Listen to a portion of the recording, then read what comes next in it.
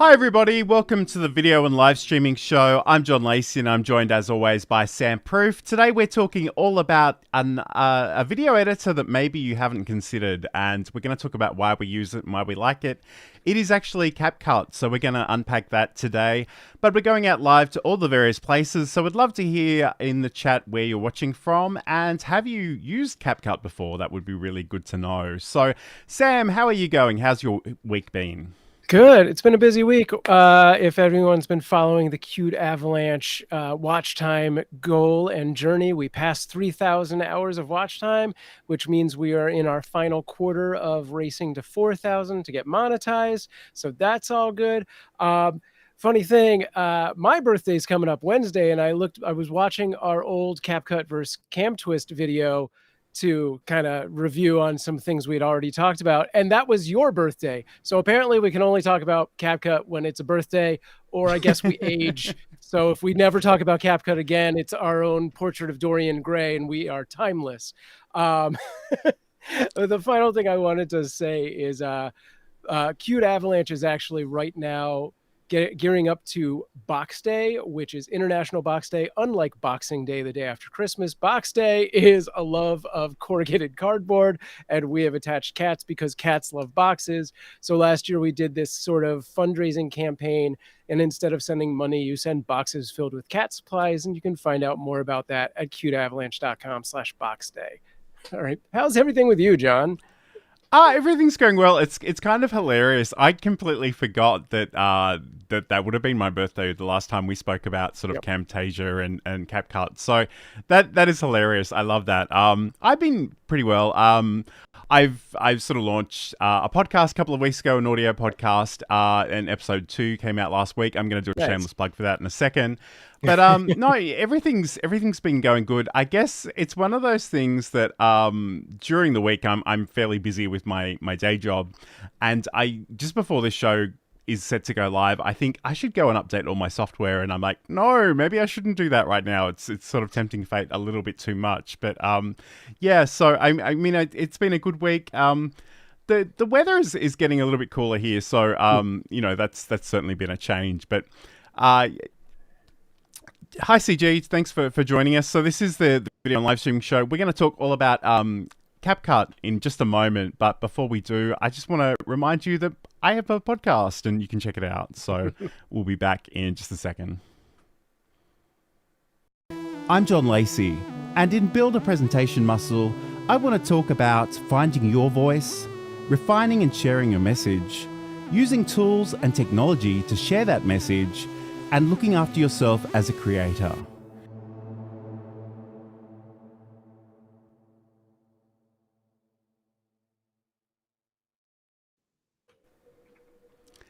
And you can check that out over at johnlacey.com. But today we're talking all about CapCut. So I guess first of all, we're really curious to hear if other people are using CapCut. So if you are using CapCut, and perhaps this is a little bit of a spoiler for later on, but there's a few different versions of CapCut you're using. So we are curious, like, are you using it in the browser, or in the cloud, on your mobile device, on the desktop, and, you know, iOS, Android, Windows, Mac, all of the things. So if you are, please let us know about that in the chat. We'd love to hear about it. But Sam, why might people want to think about using CapCut more generally? Yeah, so I think CapCut is it's both a powerful tool, but it's also just a tool that has just an easy level of access. Aside from the fact that it is available on every possible device and platform you could want, it's made in such a way that, like, first-time users can, like, get into editing really simply. And I'm going to talk about templates and how easy that is in just a little bit. But it's not just like, you know, there's a lot of sort of free and easy editing software out there and it just caps off and dies. CapCut just gets better and has some really advanced abilities. There's a point where, you know, maybe Premiere and Adobe After Effects can do some things that CapCut can't do, but it's close. It's really getting close and closer by the day. So I think, you know, it's easily accessible and it's pretty awesome. It's very powerful. And I guess that's the thing. There certainly are a lot of options out there, and I often hear people refer to DaVinci Resolve as a free option, which it totally is. but it's also a fairly advanced option. So CapCut, I think, is a little bit more accessible for beginners. And that's not a trivial thing, especially if you're a single creator or a small business trying to create some content for that business. Like, you got to think about the learning curve. And I do really like the fact that CapCut is nice and easy. Obviously, it's I've been referring to it this week as a mostly free piece of software. There are upsells that they can certainly provide for you, but it's amazing what you can do for free.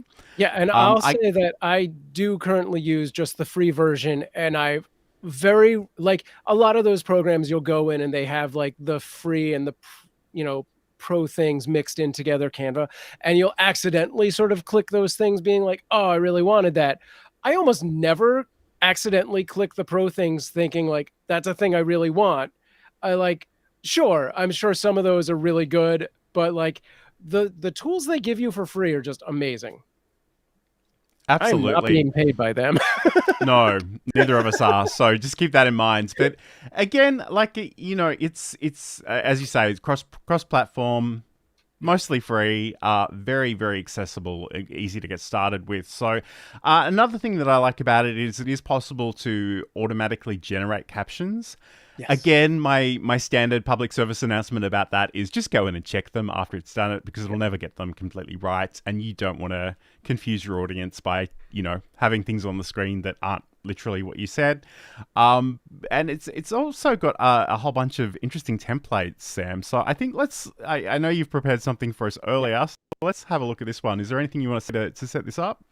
I will say that templates are currently only available on the mobile or the browser experience, not the desktop experience, Mac or Windows, to my knowledge, which is why I did this in advance. Nice. Let's check it out. So if you're a TikTok user, you've probably seen this before down toward the bottom of the video, this CapCut try this template. So you're going to click on that. This is the fastest you'll ever make content. On the next screen, you're going to hit Use Template in CapCut. Assuming you already have CapCut installed, it will then open the app to that template. These are UGC created templates. These are made by other creators. The beauty of this is that these are endlessly coming out. There's new ones of these every day, hundreds of them. The downside is that maybe copyright will catch up with this one day. Who knows? So you're going to hit this second Use This Template button now that we're in the app, and it's just going to ask you to put your media in there. Here we go. One clip. This is all it needs. One clip. This is going to take 10 seconds. We're going to make a video. And this is going to outperform any long-form video you do, unfortunately. So on the next screen, you have the ability to update that clip a little. You can replace it. You can crop it. So let's get in on the action here. Let's take a look. We can prop. Good enough, right? And then some of these templates, most of these templates give you the option of video and or text. So if we want, we can update the text that's in here. Let's see what this looks like. I think we're going to leave the pre-generated text, but we could theoretically update this text to be something different. And it gives us a lot of different fields. And this particular one, sometimes it's just one, sometimes it's a few. But the brilliance of these is that for the most part, it's really quick, just a few elements to change. Some of them have a lot more videos. Some it's just one or two clips, and boom, bada bing, you're done. That's a new video. And then you go to export. Now it's going to give you the option to save it and share it directly to TikTok with without the CapCut watermark. Or you can save it directly to your device with the CapCut watermark. However, if you save to TikTok, I'm going to ignore the Instagram for now. This takes like 2 seconds. Boom. I'm going to go right into our TikTok account. Oh, thanks, Lily. Okay, and there it is. There's the thing. You may want to add your music at this point. Again, a copyright issue. You might just be good to go. I'm just going to hit next, and that's good to post. However, quick little side trip to my photos will show you, hopefully nothing horrible, but boom, there is my unwatermarked version of this video automatically saved to my camera roll when you do the TikTok export from CapCut. So I can now post this on Instagram, Facebook, and YouTube Shorts. And that's the beauty of CapCut templates. Yeah, so I think one more thing I didn't say in that video is for anyone who knows TikTok, ByteDance does own both TikTok and CapCut. So this link between uploading directly from CapCut to TikTok, from what I've heard, does increase your weight in the TikTok algorithm, as opposed to if you do the trick I showed you and just use that camera roll version, it might not get weighted as much. That's a rumor. I don't know how accurate that is, but something to think about. And it's funny, I think we mentioned it on the show previously, but up until quite recently, after you exported it, it would sort of encourage you to post to TikTok and YouTube, and that Yes. YouTube version sort they of got rid disappeared of it. very, very quickly. They were like, no, we don't want to encourage that sort of thing. But that is really interesting. And I guess, Sam, having, obviously those are the templates themselves, but I guess the part of that video that really caught my attention, and in full disclosure, I don't use CapCut nearly as much as Sam does, but that taking the horizontal video and sort of just panning and having it fill the space was really, really interesting. Is that an easy thing to do outside of the templating process as well? It is. It really is. And we'll take a look at that when we get into CapCut itself, which I guess we're going to do in just a second. The last thing I wanted to say is all those captions you saw on screen in that video were done in CapCut. Nice. Okay, so let's talk about the interface and the software itself, and we'll start with the home screen. So, Yeah. what do we need to know about the home screen, Sam? All right, let's bring it up. So this is our home screen. Right now, you would not see all of these projects. I have a bunch of projects from already doing things. This would just be blank if you're completely new. On the left, you've got your user right there and a prompt to join, Pro if you want, and then Spaces, which we'll talk about Spaces a little bit. But most importantly, before you get started with your projects, up in the right here, so that's feedback in case you have issues, you need support, anything like that. Good to do that little chat emoji. Next to that, this hexagonal icon is your settings. If you open this, well, there's a bunch of stuff, but settings is in here. So if you open this, there's a bunch of like things you can read, but you can open your settings, and this right here, this first field shows where CapCut is saving your projects to. So you can click on that folder icon and save to wherever you want. So a lot of people have no idea where that is, and like have run into issues being like, I don't know where my project, like where's my project? That's where it is. You can find everything you want there. And there's some other stuff here we don't really need to go into because we're going to run out of time if we go into every single thing.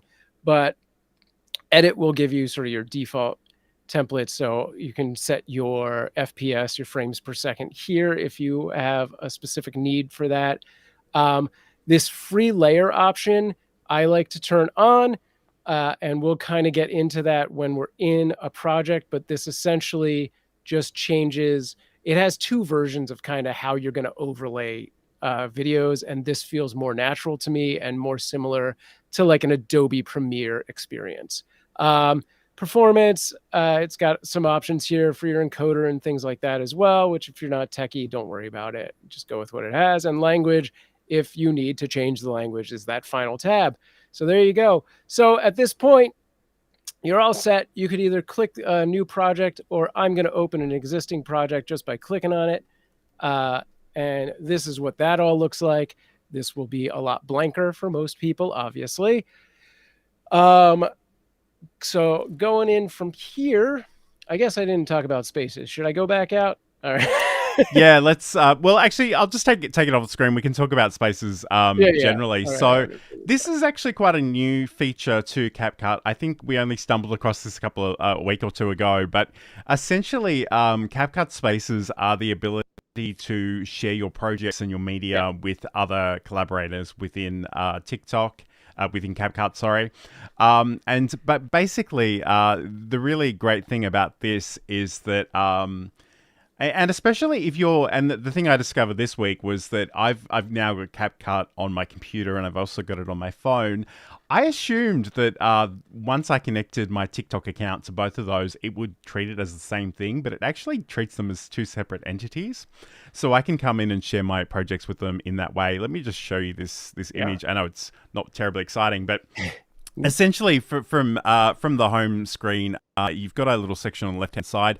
You do need to make sure that your software is relatively up-to-date because this is a very, very new feature.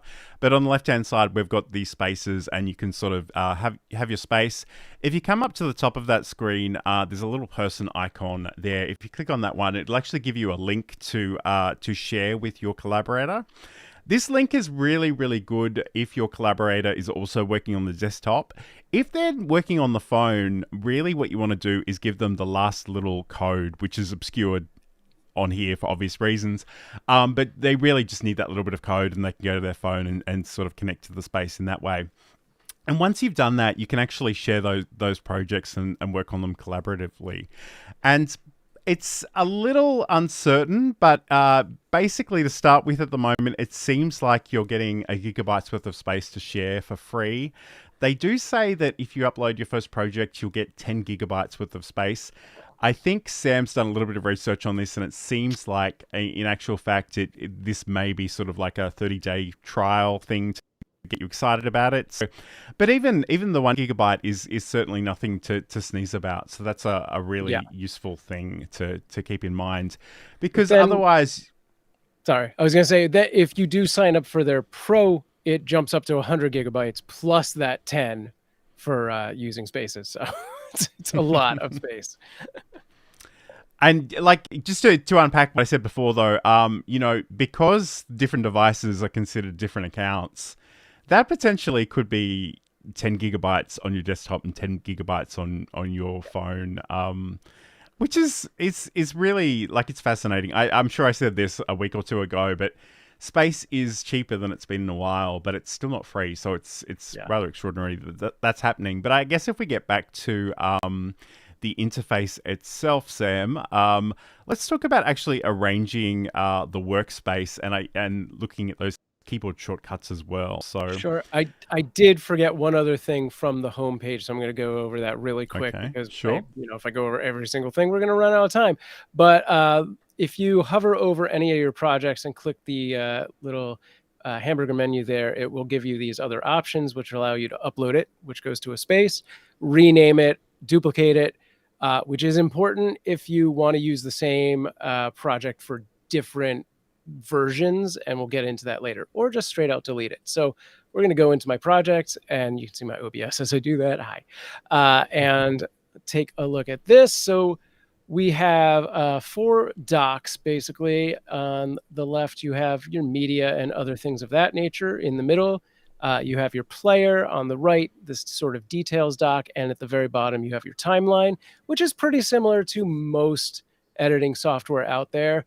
These are rearrangeable. You can move things around and whatnot if you really want to. One of the other brilliant things, I guess this is locked maybe. Is that why it's not letting me move it around? Anyway, so one of the other things is right above the right side of your player window. It gives you these layouts, which you as the viewing audience will not have the ability to actually see the full effect of these because these work with multi-monitors. So if you have a second monitor, whatever the layout is, that thing is going to be in your other monitor. So you have media first, player first, adjustment first, which is that details window, and timeline first. So each of those 4, docks could be put into another window. Generally, when I'm working on a vertical video, I will use that layout that puts the player into the vertical monitor that I have so I can see it as big as possible. This is all, like almost all of these options are duplicated over in CapCut's actual menu. Mm-hmm. So it would be right there in layout. Another big thing, when you first do a project in CapCut, it is automatically going to default name it whatever today's day and month are, which would appear top center here. So it looks something like, 5/9 or whatever. So you just have to double click on that, enter your thing, and hit enter when you're done, and that put your title in, which a lot of people don't even know and ignore. It took me weeks and weeks before I even realized that. So that's frankly, I didn't know that, and all my projects are numbered like 001, 002, right. and if I need to go back and find something, it's a bit of a nightmare. But that's a really good thing to call out there. Just want to say hi to Garen Belaney, the man, the myth, the legend from Micro Studio. When it's time to go, grab your Micro Studio. If you need a portable kit to actually do the live streaming stuff, check him out. So thank you for joining us. Garen and Claire and CG. This is a video and live streaming show. Today we're talking all about CapCut, which is a really awesome free option in terms of sort of editing your videos and putting some content together. I guess, Sam, one of the really fascinating things that I was intrigued by when we were talking last week is the keyboard shortcuts. So I know they've got some different settings. Like if you have history with a particular piece of software, you can change how this will work. So can you show us that one, please? Yeah, so right next to where our layouts were is this little keyboard icon. That's a shortcut. And we click on this. And this pop-up's going to come on and give you a list of all of the possible shortcuts and then the keyboard command that controls that shortcut. You can click on those and set your own. This will usually start at shortcut 1. So this is the default for CapCut. If you go to shortcut 2, these mirror very closely the Adobe Premiere experience. I'm not sure if keyboard 1 is similar to Final Cut. I have a feeling it might be. And then there's 3 others that you could just set up in a different way. Maybe if you have multiple people using the same computer and project, that would be effective. And yeah, it also gives you these sort of category tabs. So you got your timeline stuff, your player commands, your basic commands, other commands, and of course, reset to default. So once you've made any changes, just make sure to hit that save button. I'm going to cancel out. But also very useful is you can use all of these keyboard shortcuts as Stream Deck commands, which I have a whole profile for. And close. Nice, and we both love our Stream Deck, so that's a really handy thing to have in mind as well. So this is the video and live streaming show. I'm John Lacey, and I'm joined as always by SamProof. Today we're talking all about CapCut, the free video editing program that's available for mobile, desktop, and even in the cloud. So we're really curious to hear if the people watching live have any experience with this. Do you use it? Do you like using it? It'd be really great to hear from you. I guess next I want to talk a little bit about actually either bringing your media in or recording with CapCut specifically. So I just want to make, I guess, and correct me if I'm wrong here, Sam, but I get the impression that there's not a lot we can do to actually create content, like record video, for example, in CapCut on the desktop, but that is something can do on the mobile app. Yeah. And I guess one of the cool features that I discovered over the week was that the mobile app, probably a really shocking photo of me, but actually has a teleprompter feature. And I must admit, I really love this because I'm a huge fan of the teleprompter. I use a different unit. I don't do a lot of content creation on my phone, but sometimes it's really, really useful to have a script, whether you sort of read it verbatim or whether you're actually just using it as a guide. And I love the idea that that's built in. So I guess the thing that impresses me about CapCut on the mobile is that it does actually have a lot of different functionality that traditionally you would go out and have 10 different apps to do all of these things. And it's mostly sort of built into the program itself. So that's really, really awesome. Yeah, for the most part, the desktop and mobile, and I haven't really played with the browser experience, but for the most part, they're all very similar. The biggest differences are the templates and the ability to record with that teleprompter especially. I suspect that when we talk about keyframes later on, that those probably aren't on mobile. And that's probably the major just discrepancies between the platforms. Otherwise, you can do almost every single thing across all of the versions of CapCut. So super good. Speaking of media, oh no, go ahead, John. No, I think you were going to say exactly what I was going to say, so keep going. So speaking of media, let's bring back our window here. if you want to build a project, you're going to need video, you're going to need audio, you're going to want to bring those into your project. Your project's going to be blank. I already have stuff in here, but you'll go in and click either on this import, which will give you the traditional file uploader. I'm just going to grab this.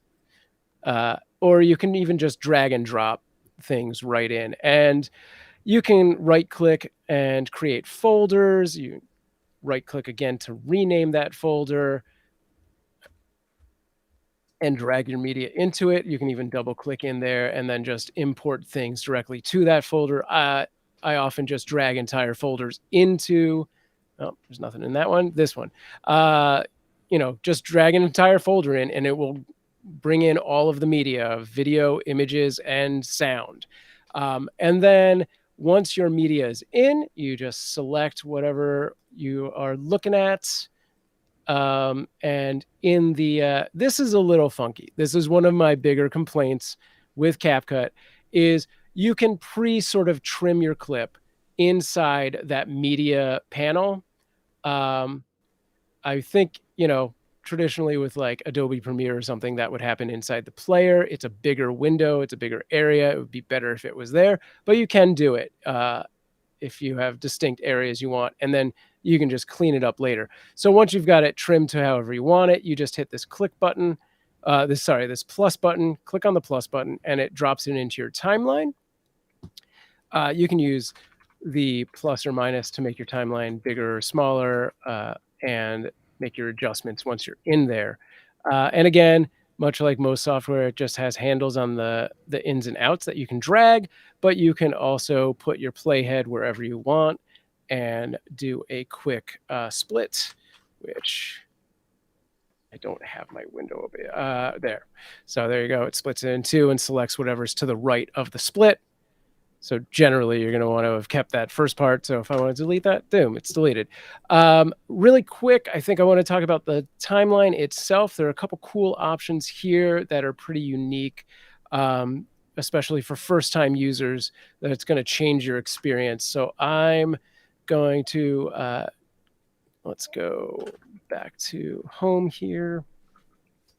So this is the start. One thing about CapCut that differs from a lot of the more professional editing softwares is that there is only one timeline per project. So if I want to make multiple sort of versions of this video, and I don't mean different aspect ratios, I'm going to show you that in a second. If I want to make different versions of this video that use a lot of the same media, I'll have to go back out to the home page and duplicate that project, which I'm actually going to do really quick just to show you how this all looks. So let's just make a quick duplicate. This is actually very fast. And we'll jump into this. And now I want to delete all of this stuff. So I do, select all and delete. And let's throw something in here. Before I do, I'll throw something in there and it's going to show up right there.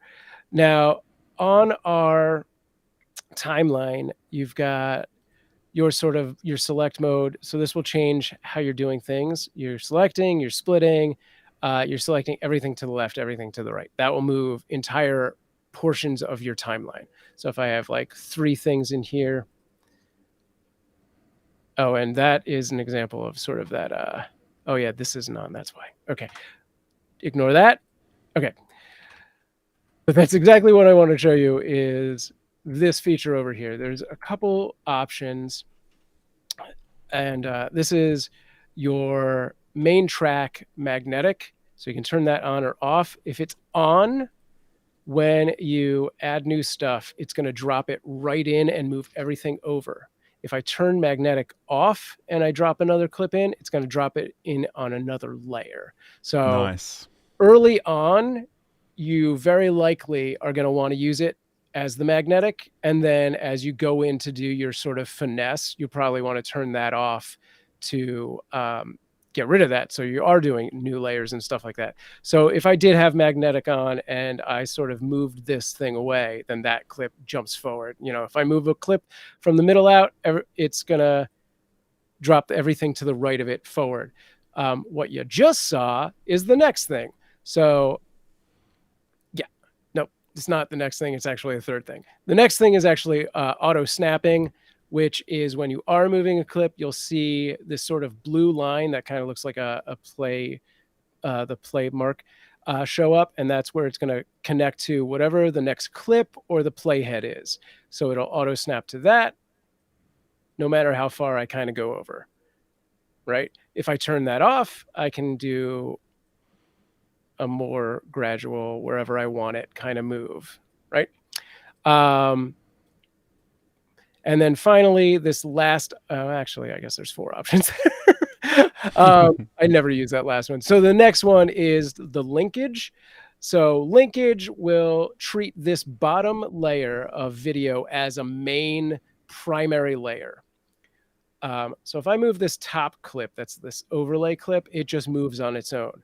But if I have adjusted this and it's exactly where I want it compared to this main clip, and I go to move the main clip, they move together.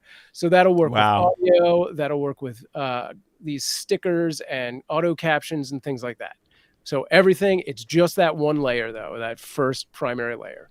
And again, if I turn off linkage, I go to move that, everything else stays in the same or drops forward if I have the magnetic on.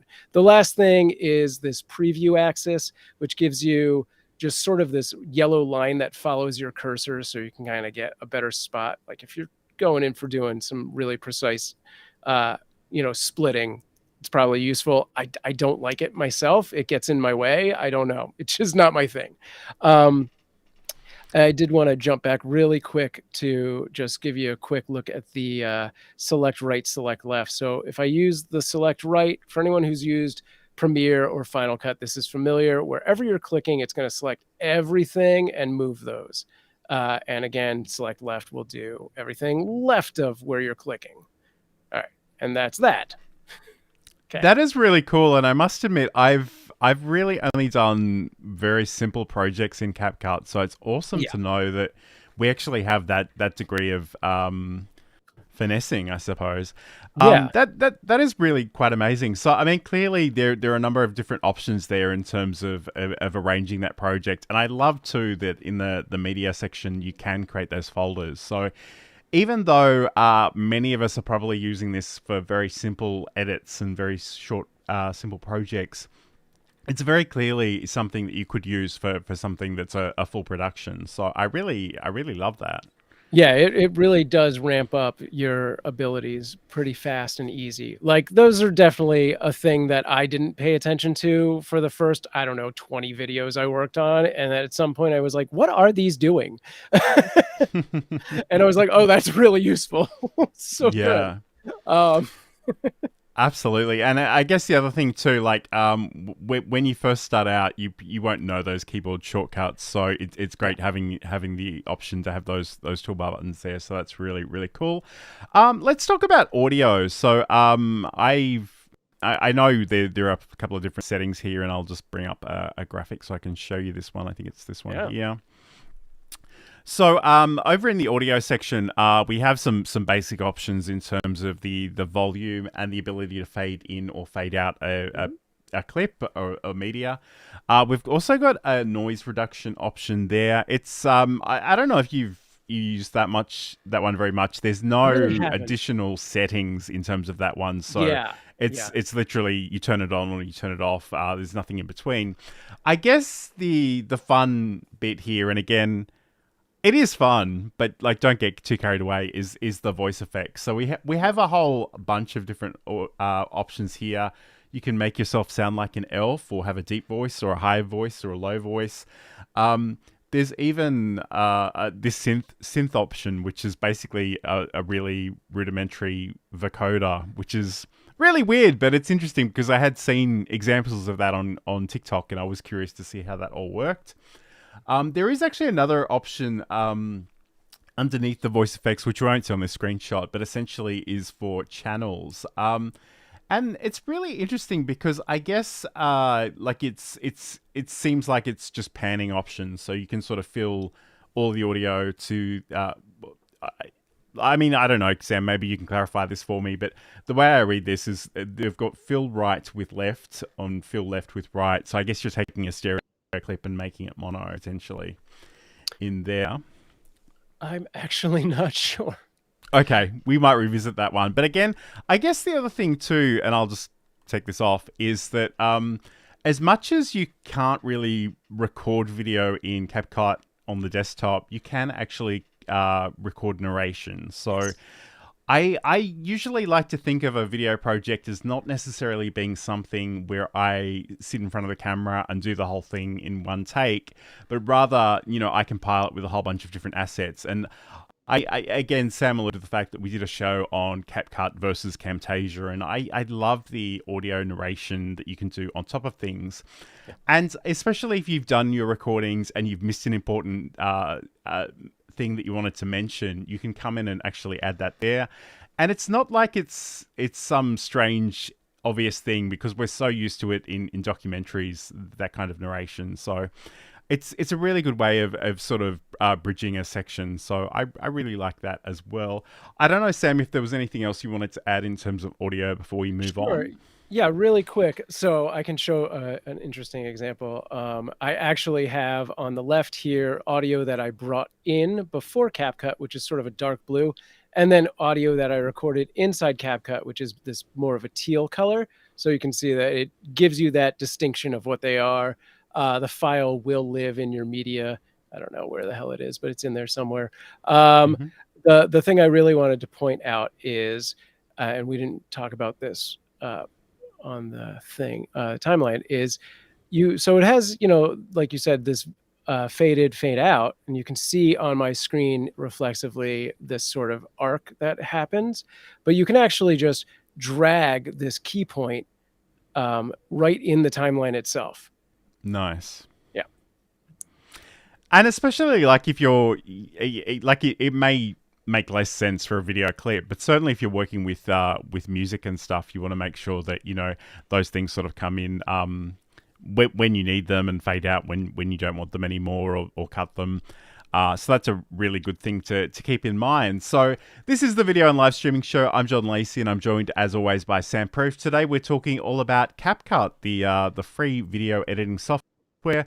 It's available for mobile, desktop, and even in the cloud via the browser. We've got the iOS and the Android apps there that we can use. Sam, talk to me a little bit about text in CapCut. Sure. So in your main left panel there, you have this text tab, which will give you both the ability to create new text. So you'll see in my project, I actually have some text already here that I did just by hitting this default text. You just hit that plus button and it'll drop that in. It'll give you in your details the place where you type stuff. And a bunch of pre-created styles. So I go into there. We can change the font size. I can change the individual font. It gives you a list of fonts you've used most recently.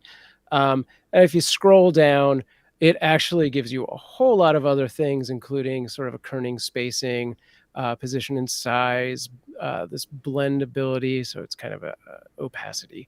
You can affect the stroke and the stroke color. You can add a background, which is very popular with a lot of those vertical platforms, and adjust what that all looks like with width and height and how rounded the rectangle is, and again, the opacity for that individual thing. You can add a glow effect. You can add a drop shadow. And all of these things also have the ability to keyframe, so you can have some sort of motion happening to that text layer if you want. More powerful than that, of course, is the auto captions. So once you've really laid out this project as you want, you just hit this auto captions, select the language that you want to go for, and hit create. Give it a little time depending on how long your project is, and it will create a there it is. That was pretty fast. It will create a new caption for basically every clip. It starts with sort of a default.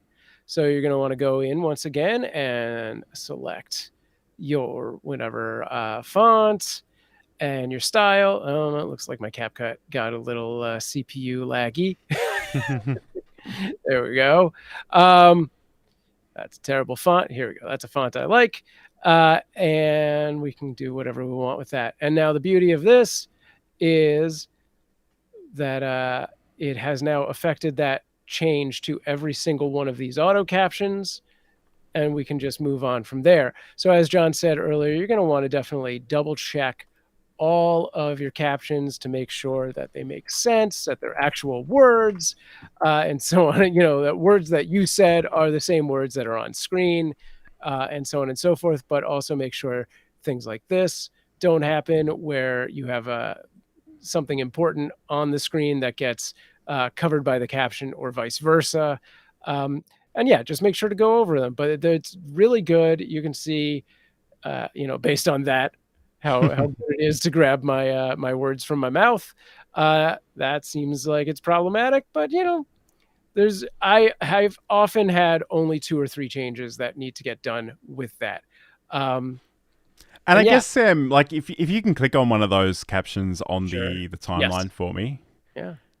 Assuming the software will catch up there. So there is that checkbox there that says apply to all. So it could be that maybe you want to reposition just a single caption because it is conflicting with something else on the screen, in which case you can deselect that and move that one in isolation. But the other nice thing is if you actually go up to the captions sort of tab just to the left of the text one there for me. Yep. There it is. Yep. So, I mean, this way, like if you click into any of these, it'll take you to that caption. And there's a really good chance, especially if you're the on-camera talent, that you'll know what you said, and some of those mistakes will be really, really obvious.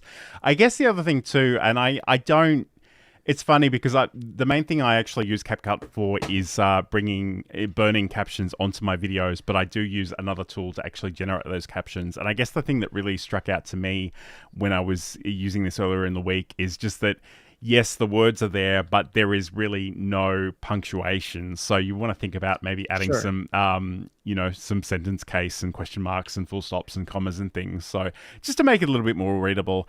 But yeah, I mean, that's really amazing. And I guess one thing that I sort of noticed on your screen while you were demonstrating that we didn't really talk about, which sort of bridges the gap between audio and text a little bit, is the ability to generate audio from our text. Yes. And to be honest, I have complicated feelings about this sort of robotic fake voices on videos, but it's hard to deny that they're not very, very popular and in use all of the places. So I'm curious, but maybe before you talk about that, if you can just tell us, Sam, I keep hitting the wrong buttons.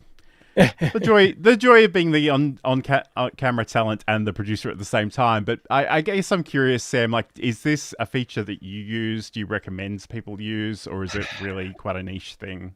I mean, I've played with it because I play with everything. I'm not super into it because I've built the confidence to do this, and I think it is just something that you just need to do, and eventually you'll get there and you'll be like, yes, I can listen to the sound of my voice 60 times in a row, because when you're editing, that's how it is. You're going to hear yourself say the same thing over and over and over and over again ad nauseum, which is why I never go back and watch my old videos.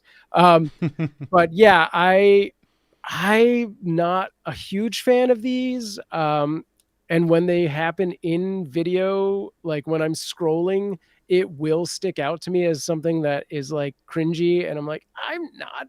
Like a lot of the times, I'll suffer through it. But there's a few times where a certain voice comes on and I'm like, nah, I'm done with that. I don't care how good that video is. It's done. So this is not my thing. And I'm going to say something John's going to cringe out. What I do like is there's a new AI that will let you make a AI model of your own voice, which I've actually used in the project that is on screen, and it is indistinguishable.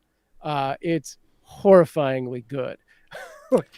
And I mean, that's a whole discussion for another time, perhaps. Yeah, but I guess that's the thing that worries me, because all the tools to make very convincing deepfakes already exist, and they're actually... It's too late. Quite readily available. Like it is kind of, and I guess, like, as someone who identifies as a content creator, like, to me, trust is the biggest thing between you and your audience, and I don't want to do anything that might damage that relationship. And like, I really appreciate that maybe you can write something and you can go into Descript and it can voice it as you, but I'm just a little worried about the uncanny valley experience of that, where maybe you're dealing with a real person, maybe you're dealing with a bot. You just don't know, and maybe something's slightly off, and maybe it's not even off enough to make you concerned, but just in the back of your subconscious, you're thinking there's something not right about this, and I don't know if I can trust this person. Which is, maybe that's too deep a dive, but I certainly encourage people to create their own content and not rely on those tools too much. But sure, we've had that argument a few times on this show already, so by all I means, mean, check out the archives. I'm right in the middle of it because, like, I think there's a level of usage that is acceptable and fine. And then there is like this weird dystopian future of like high automation of these kind of things. And you can already see a bunch of videos out there that it's like, I know that this is completely, robot voiced and, AI generated, and like it still gets a lot of views, which is unfortunate. So it's a weird place we're in. And again, like as much as I don't want to dwell on it, I'll mention it because Sam sent me this thing in the week during the week to say that ChatGPT has three writing credits on IMDb. Which, and I know there are writers' strikes and all kinds of weird, wonderful things happening in the world at the moment, but I don't know.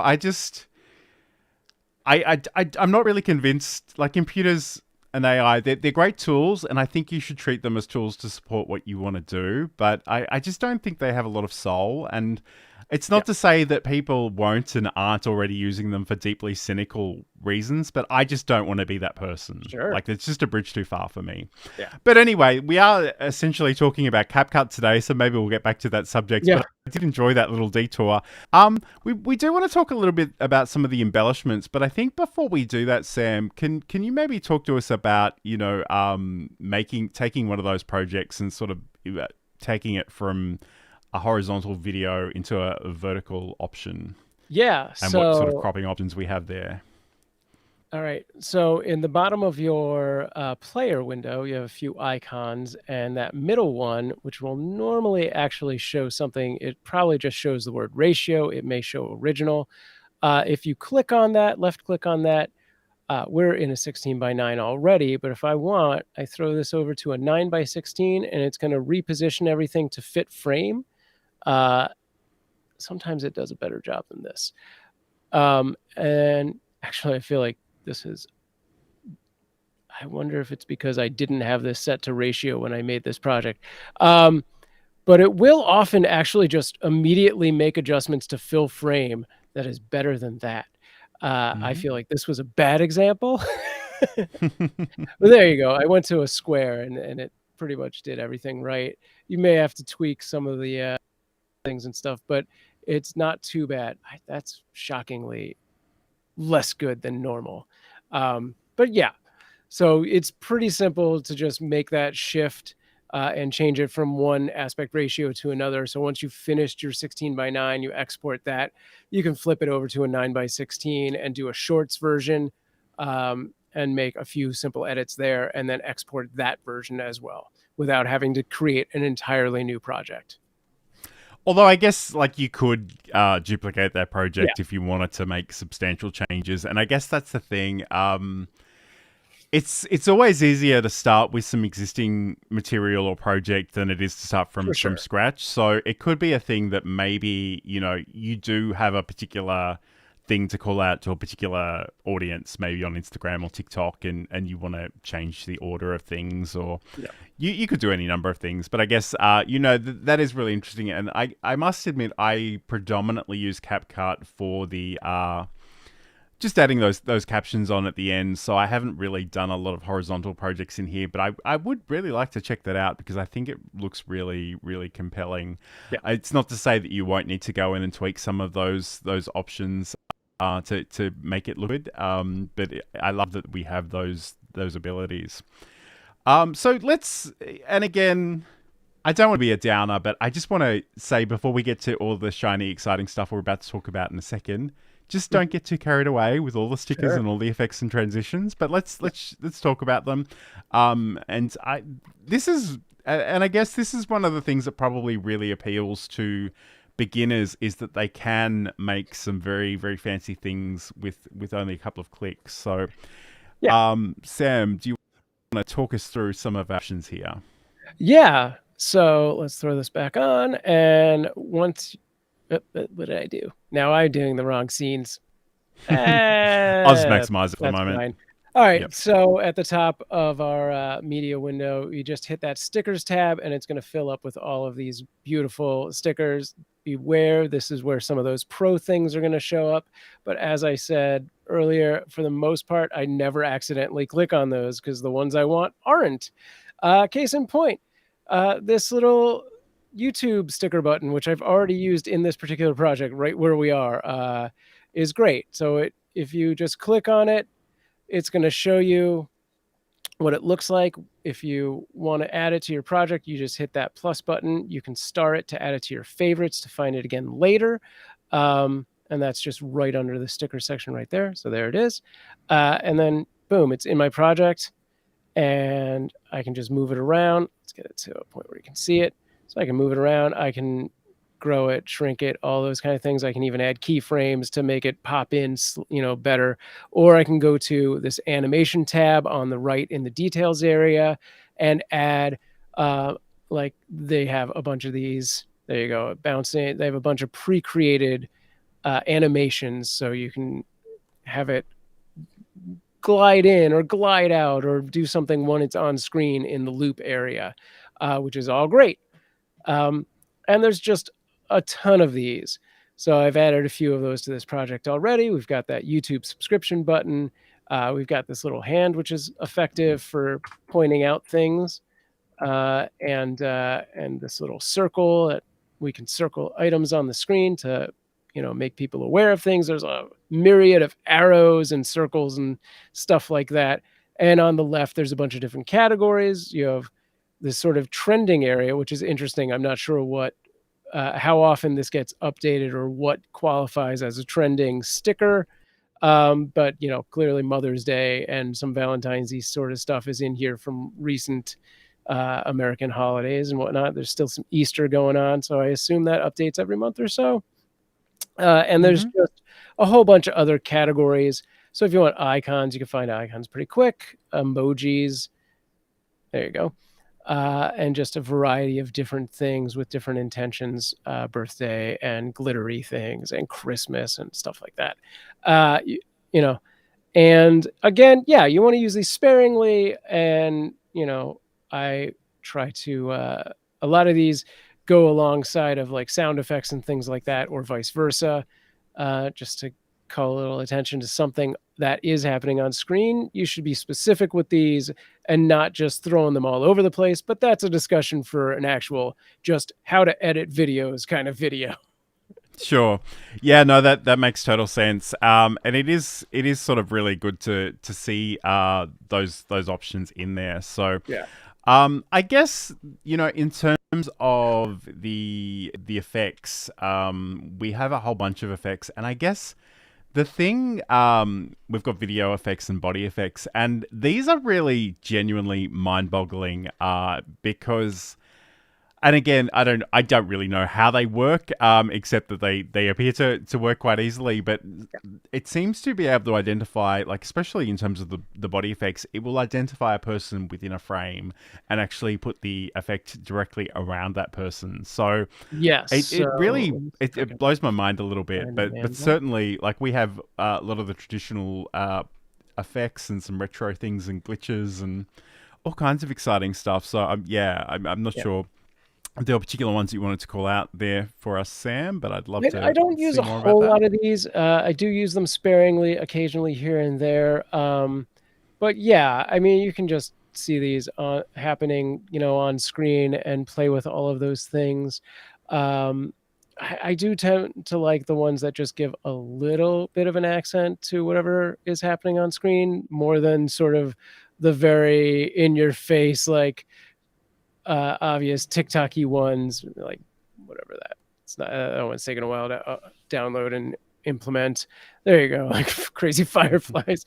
Actually, I feel like I would find a place to use that, or like this strobe thing.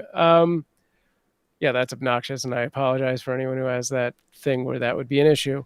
Let's take that off. Yeah. So yeah, I guess that's the other thing. Like, use them in a subtle way, but certainly explore the options that you've got there. Yeah, I think Um, for the most part, these kind of things work best on your very short videos or like in a very limited capacity. I wouldn't apply these to an entire like 10-minute video by any means. Um, yeah, we are kind of like closing in on time, so I feel like I should speed through a few other things really yeah, quick. go for it. But so along those lines, we also have transitions, which work very similar to something I already talked about with the stickers themselves, but these are for on your video, which just kind of give you a transition between two clips. So you can either find the center of two clips or just drag and drop these. And they are just exactly what they sound like. They are transitions that go from one video to the next. The alternative to drag and drop is just to hit that plus button on the transition itself, and they just auto render, and you can see that change happen live. So that's super good. You can go in and again adjust the handles on the in and out to make that transition shorter or faster. Also in the details window, it gives you that same ability with like a slider or just an up and down arrow to give you just that much more control over it. There's a ton of these. There are a bunch that are pro, so watch out for those if you're not paying for it. Next to transitions is filters, which I think I've used this more than effects, but it's very similar. These are more of sort of your, just sort of color changes and things like that. So that'll just give you a different look. And that is something where I might actually put that over an entire video or at least massive sections of video to get that sort of differentiation of, what's happening in this particular area. So yeah, there's a bunch of those as well. And then finally, this adjustments area is for really more advanced things. If you know LUTs and all of that, I'm not going to really. So if you're using the LUTs, that might be good for you, but I suspect that's probably a more advanced feature for most people. Yeah, that is its own thing. That is really once you've mastered all of the things and you're like, what else can I do? Then maybe look at that. It's something that I've barely touched into. And that's CapCut, really. I mean, there's probably 2 hours of stuff we could have talked about in here and maybe then some, but I think that gives everyone the basics of how this program works and just how effective it is. Absolutely. So I guess the only other thing we were going to cover was just the export options, but essentially they're pretty straightforward. You can export the video. You can actually export the audio as its own separate thing. So if you're, I don't know, doing a video podcast and you want an audio version as well, that's an option there as well. And again, you can actually hook up your TikTok account to publish straight from within CapCut, which I've been using lately and I actually find really useful. Because for some reason, TikTok and Google Chrome haven't been playing very nicely for me lately. So this has been a bit really useful workaround for me. So anyway, this has been the video and live streaming show. I'm John Lacey and I'm joined by SamProof. I hope you've enjoyed today's session. Thanks for those who joined us live today.